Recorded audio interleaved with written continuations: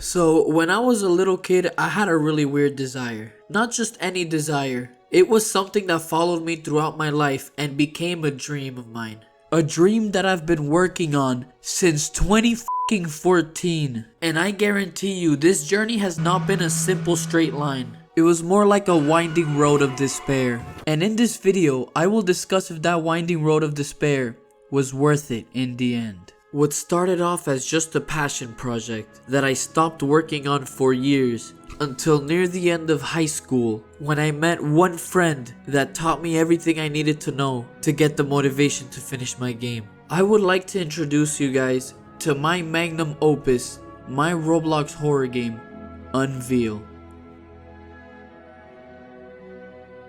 That childhood dream I was talking about earlier came true, with my original main objective being to make the most immersive, realistic, blood-pumping, adrenaline-inducing horror game on Roblox. And when my game started doing well, I thought to myself, I finally did it. I created an impressive, oppressive, successful horror experience and can officially say that I made a truly good horror game on the platform of Roblox.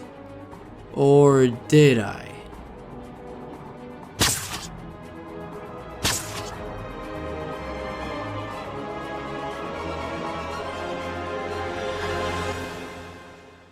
So the game begins with you waking up in a dirty bathtub. You pat yourself down, crawl out of that nasty ass tub, and then you go on your journey. Unless you're playing in multiplayer mode, in which you and your friends are just gonna spawn scattered around the rooms. So yes, you heard that right. For both single player and multiplayer modes of my game, there's completely different outcomes and story. This gets a bit more complicated than you think, okay? Now, single player is actually the intended version of playing this game, even though the vast majority of people played multiplayer mode.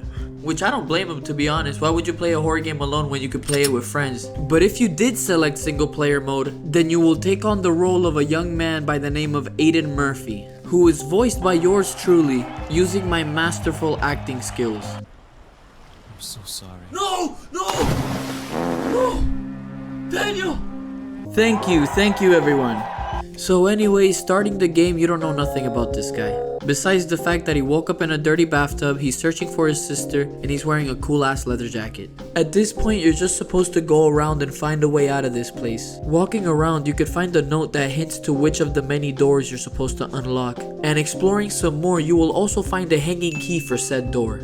You have to find a way to reach this key and then use it on the correct door. Now I'm gonna need to stop right here, because by this point I already see many things that need changing. Now here's the thing, you guys, this game has been out for the better part of 2 years now. This gives me enough time to grow and mature as a person and as a creator. I did things back then that I probably don't understand now.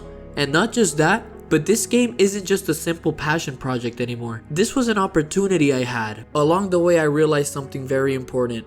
I need to adapt. It doesn't matter what you want your game to be, what you envision for it.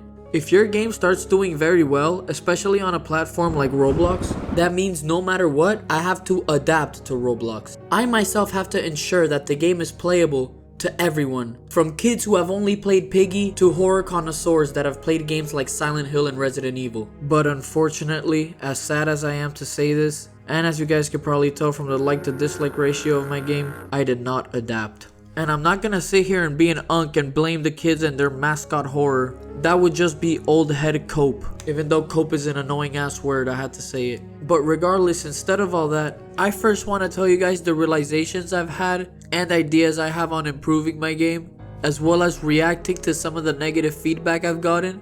And I'm even gonna watch some YouTube videos of people playing my game to see if I could find the root of the problem. But before I could get to all that, I first have to answer one important question. Why? Why did I make this game? Why did I make Unveil to begin with? For me to answer that question, I have to bring you guys back to the early 2010s. Many people claim that during this time, horror game quality was seriously declining. The tropes were played out, the games had gotten repetitive. Things seemed like they weren't getting any better, until one particular game came out. Amnesia: The Dark Descent did more than just create a staple of survival horror. And besides the game growing alongside PewDiePie and Let's Plays in general, thus becoming an integral part of YouTube history. It popularized a whole new subgenre of horror, the subgenre of the defenseless protagonist. Some of the qualities of this subgenre, besides the staple first-person camera view, are a mostly silent protagonist, no out-of-body cutscenes, no way to kill your enemy, absolutely no followers or friendly NPCs. Followers didn't exist in early 2010s horror. Agrippa and Father Martin aren't exactly the nicest company to have around. Alright, I'm not gonna lie, Agrippa's pretty cool. You're a good boy, Tyler. Without Amnesia, there wouldn't be Outlast. These are games where you even hear your characters heavy breathing when they're terrified. They're even straight up hyperventilating at some points.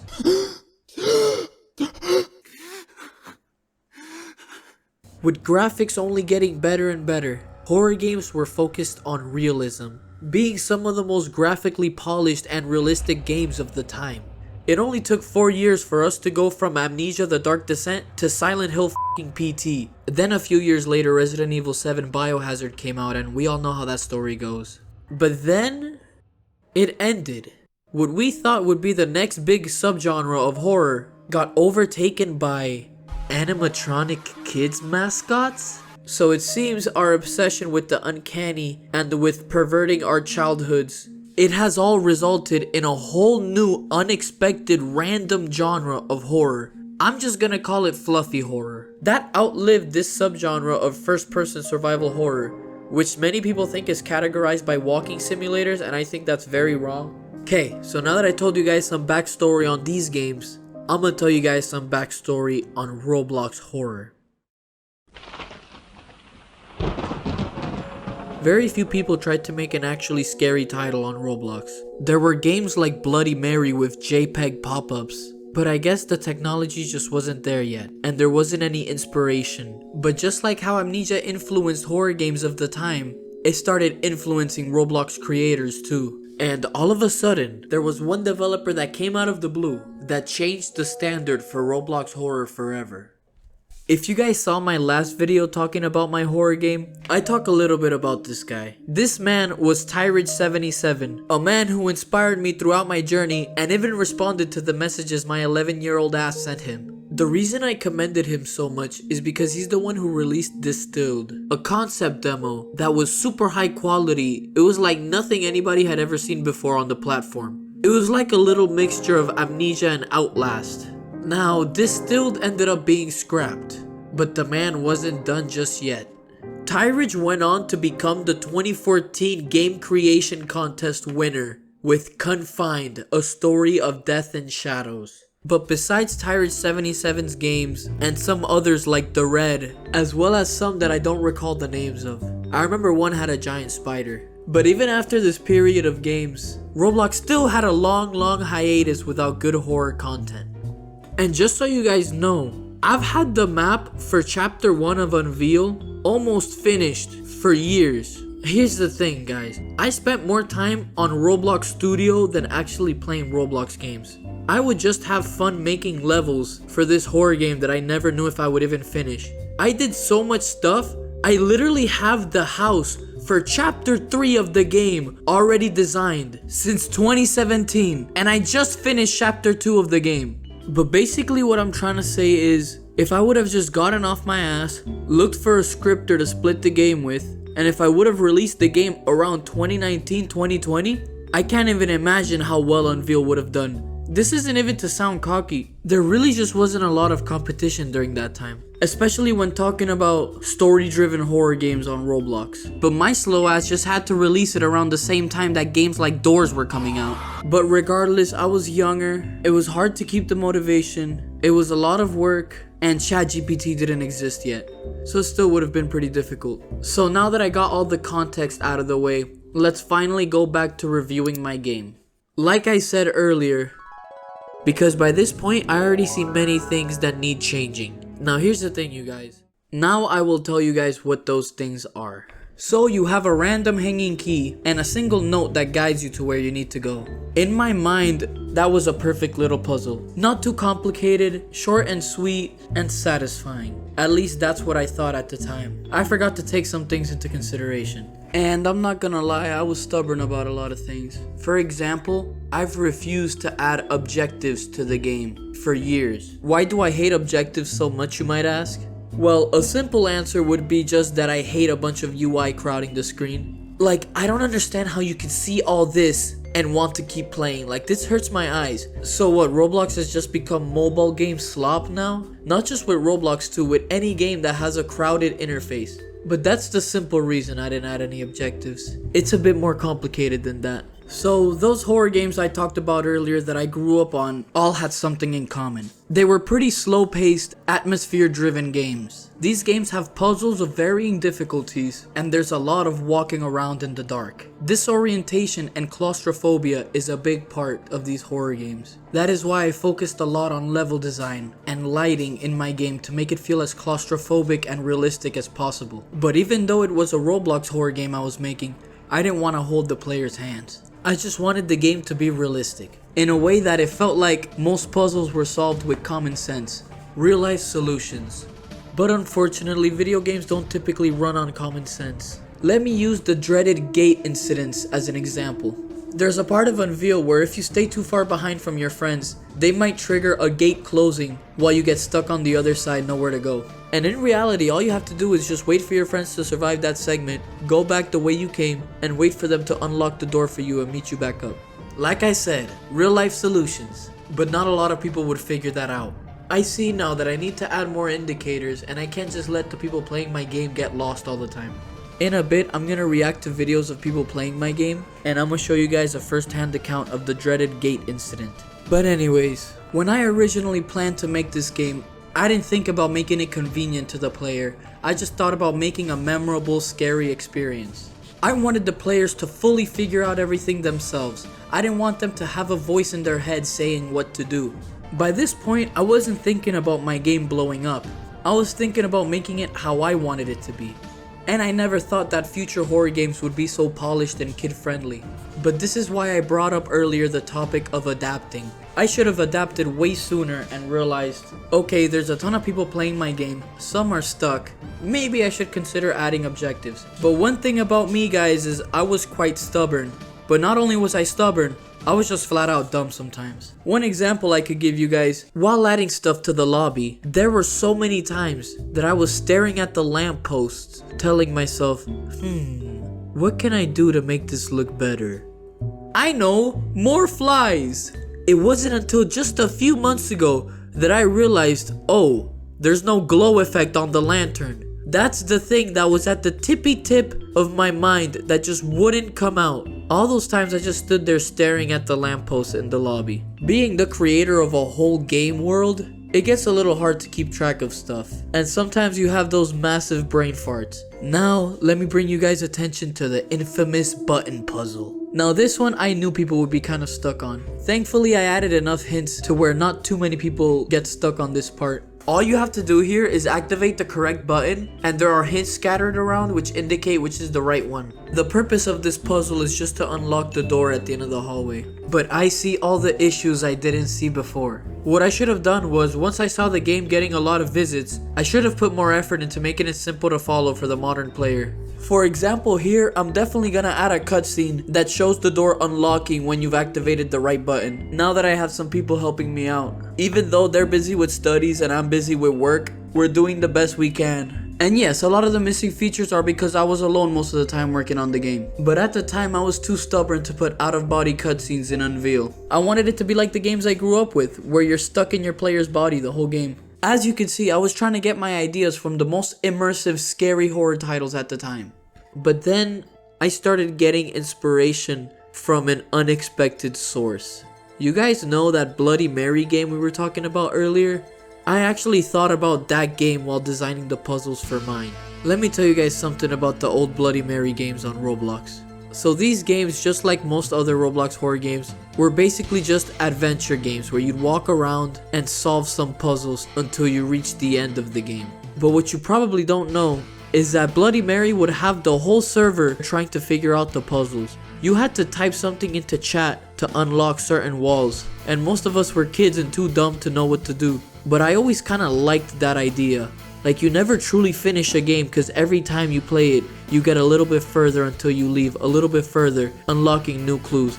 Now, I didn't make Unveil that difficult, but I liked the idea of having puzzles that you would have to brainstorm with your friends to figure it out. And I'm not just saying this because I wanted engagement time and I want that moolah. No, that's only partly the reason. It's mostly because I found it memorable, even though it was kind of annoying going into the Bloody Mary games and not being able to continue. It gave a sense of mystery, and I wanted to bring that to Unveil. But anyways, I think I've yapped enough. I'm gonna show you guys some reactions to a YouTuber playing my game. And unfortunately, you will actually see a lot of the game-breaking bugs in this playthrough. And it's gonna be a fun time. So please enjoy.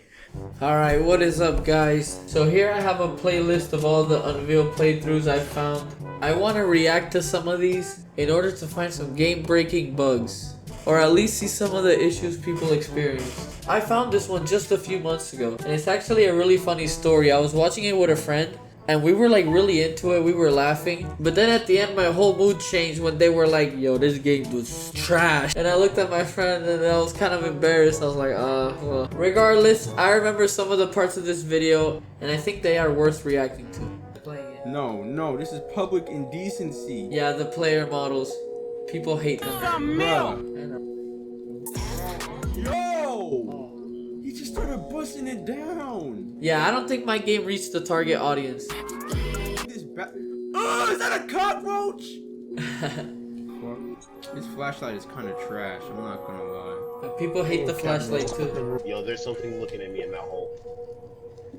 Come to the angle. Yo. You see that shit, right? Oh.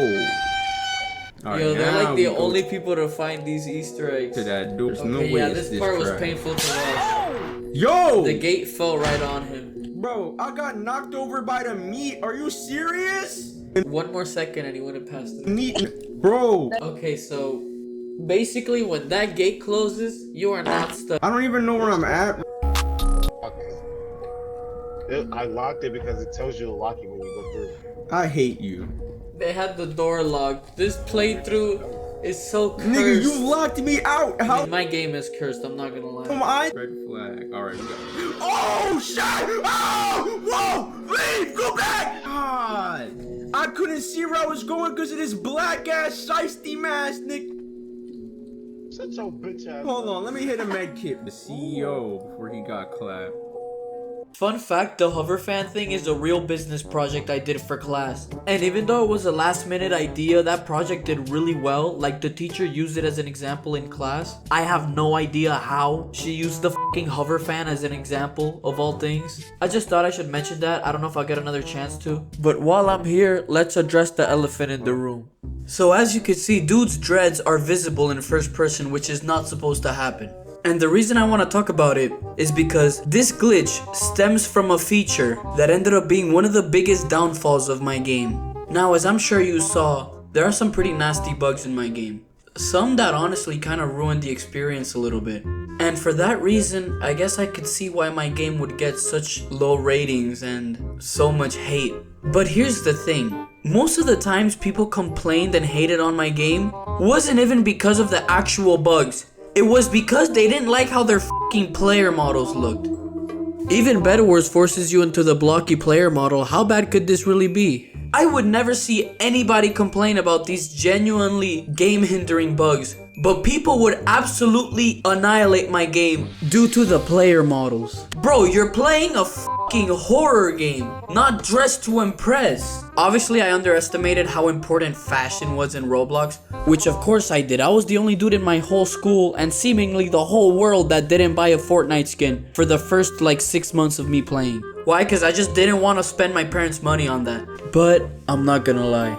Just because most people complained about the player models doesn't mean that's the only reason my game got dislikes. If anything, the person most likely to give you feedback is not gonna be someone who just played your game and enjoyed it. It's gonna be someone who played your game, hated it, and is so enraged they just leave a negative review. which is also why a lot of them don't really have constructive criticism.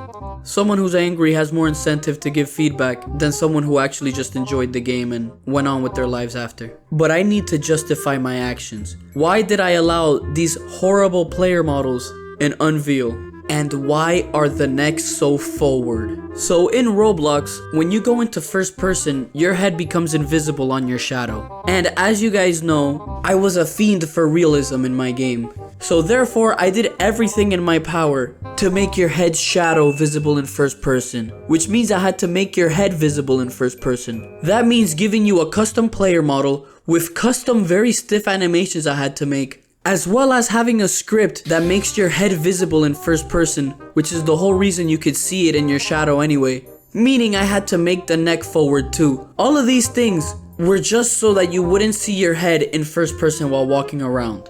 So basically your head was always visible in first person. I just had the cameras and the animations in the right place for it not to be that noticeable. And that script I just mentioned tends to malfunction sometimes, causing you to sometimes see your players' hats and masks after respawning, which literally happened to the biggest YouTuber who played my game. Cookie Swirl with 20 million subscribers. And this happened to her. She played half the game with a cookie in her mouth. You go that way. There's a block here. I can't go. So yeah, I've just always wanted to explain why I made those weird design choices. But anyways, back to the video.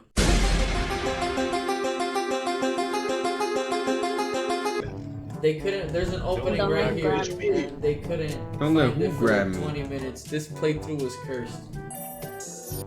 We were supposed to jump down. I mean, I don't know, I just don't want to make a horror game that says jump down as an objective. Damn, I should have put candles there or something. I'm just realizing that. In the next chapter, chapter 2, I put at least candles in every place you're supposed to interact with. In a bar. To be continued in chapter 2. Bro, it's Roblox! What do you expect, man? That shit was ass. That shit was garbage. I thought this was to be busting, bro. So yeah, that was pretty cursed. Yo, they played chapter 2! I commented on his video and he actually played chapter 2. Oh man, now I need to react to chapter 2. Oh god. Oh no, dude, chapter 2. It's not good yet. Oh no, this cursed ass. That dude's gotta know. They're actually like, listen. What? Are they gonna stay for the whole dialogue?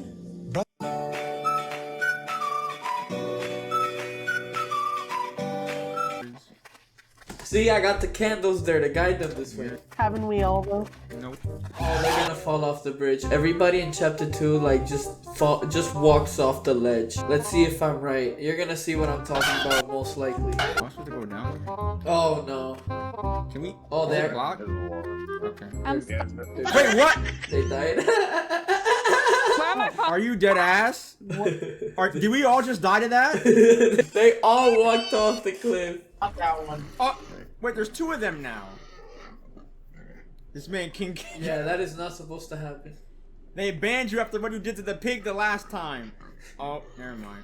None of this should be happening. Yo! None of this should be happening. Bro, the front this time. Dog, yo! Oh no! I'm sorry for spoiling, but I can't wait for the enemy to spawn because Quagmire needs to repent for his sins. What y'all doing? Get in the damn pit, man! What the fuck? Alright guys, so we've talked about the issues of my game and we've talked about solutions. It seems that even though I released this game 3 years ago, there's still a lot more work to be done. And in conclusion, are good Roblox games hated? Unfortunately, there are too many factors at play to truly answer that question. But what I will say is regardless, I'm proud of myself. I'm proud of how everything came out. My younger self would be proud. And not to mention that I did tackle a more difficult genre when I could have just made like a tycoon game or something. And at the end of the day, even if Unreal is not the most polished, I still think it's a solid horror experience. Is my Roblox horror game bad? It would be. But since games like Elmira have 81% upvotes, shows me that the standard is not that high on this platform. And I'm using this game as an example because it's just your average bottom of the barrel, unoriginal, uninspired horror game. And that's okay and all, but the main problem with it is, look at how many visits it has. There's no excuse. And I'm over here absolutely annihilating Elmira when there's still a bunch of midnight games that are literal copies of indie games that people work hard on, and copies of other Roblox games. Literal unoriginal slop. And people still support it. Do you see anything under 70% likes here? Kids nowadays like cosmetics more than commitment. Plagiarism over actually playing a good fucking game. But yet Elmira has twice the amount of likes I have. 2 times. But why? What does Elmira have that isn't in Unveil? Well, Elmira actually has all the things that I mentioned earlier that Unveil lacks. Things like clear objectives, cutscenes. Basically, this game just guides you through every little step. But that's it. So I guess that's really all you need to have high ratings on your game. So I am being a little hard on Elmira, but what the f, man, look at all these visits. Like, you can make the game a little better, I think. These are people making a level of money I've never even seen in my life. Yeah, Unveil has 1 million visits, but it's not crowded in microtransactions. So it's not like I made $1 bajillion from it. And even if it were crowded with microtransactions, then it probably wouldn't be as hated, because kids just love impulsively spending their parents' money. And even if I did ball out after Unveil came out, I was paying rent during the time. So the money really wasn't much because I already had a job. And on top of that, I'm the main one that defends this generation. People act like they're so brain rotted, like we weren't brain rotted in our era. But stuff like this truly makes me wonder how different our generation is. I'll admit that a game like The Butchery or even The Mimic are really good games and way more polished than Unveil. But as long as there's games like these in the front page of horror, then I'm sorry, I'm not listening to anyone who calls my game shit. Alright guys, if you've made it this far in the video, thank you so much. If you've supported my game, thank you. I'd like to give a shout out to all the people that left nice reviews over the years. It means more than you could know. Expect big changes in Unveil. After 3 years, I officially transferred the game from my profile to a studio that I'm forming called Infamous Studios. But that name was taken on Roblox, so it's Studio Infamous. But anyways, I look forward to you guys playing my game. I'm gonna add a lot more replayability to Unveil. Without spoiling too much, I'm gonna add unlockable items and ways to level up. I think I finally have some reliable people helping me with the game, and I have really high hopes for the future. I'm not done just yet. And I might Robloxify the game a little bit. I did talk earlier about how I have to adapt. Well, with all that being said, my name is Paralyzer. Thank you so much for watching. Like and subscribe if you haven't already. And peace to the world!